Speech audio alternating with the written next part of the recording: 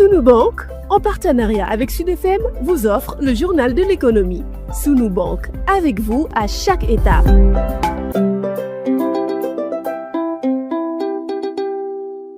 Bonjour, poursuivons notre série sur le panier de la ménagère. Un constat s'impose, le kétiar ou sardinelle séchée et fumée coûte les yeux de la tête. Fatou Samba, la présidente des femmes transformatrices du site Khelcom de Bargny, pointe du doigt la rareté de la ressource. Le kétiar, ça devient de plus en plus cher parce qu'on n'a plus de produits à transformer. Il n'y a plus de sardinelles dans nos océans, je pense, parce qu'il y a moins de pirogues qui amènent de la sardinelle.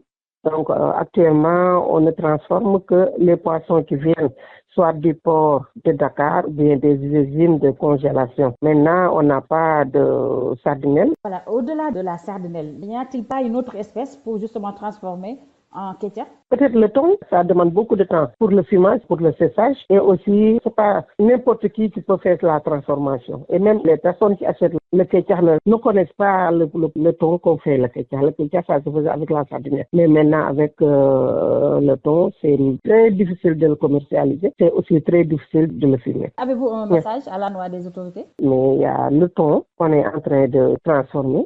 Et aussi, ça devient de plus en plus cher parce que la caisse de sardinelle coûtait en moyenne 1000, 2000 jusqu'à 5000 francs. Mais maintenant, si tu n'as pas 30 000 francs, tu ne peux pas avoir les 50 kilos que tu peux transformer. Et au finish, tu vas avoir 20 à 22 kilos.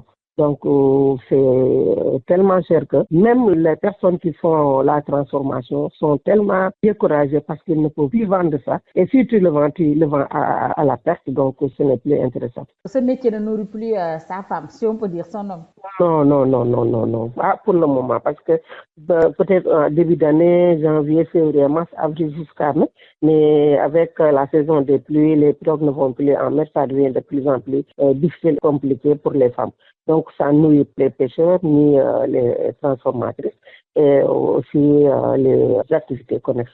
Avez-vous un message à l'endroit des autorités? Comme la viande est chère, le poisson frais est cher, ce qui est arrivé à la transformation des produits, peut-être qu'ils cherchent à solutionner les problèmes des populations. Mais en tout cas, actuellement, le Sénégal, nous vivons des temps qu'on n'a jamais connus et on ne voit pas le bout du tunnel pour pouvoir s'en sortir. Donc, qu'ils se préoccupent des communautés qui n'ont pas de salaire, qui ne dépendent que de la sueur de leur front. Essayer, par exemple, faire la transformation dans les sites de transformation. C'était Fatou Samba, la présidente des femmes transformatrices de produits halieutiques du site Khelcom de Bargny. Le journal de l'économie, c'est fini. Merci de votre fidélité.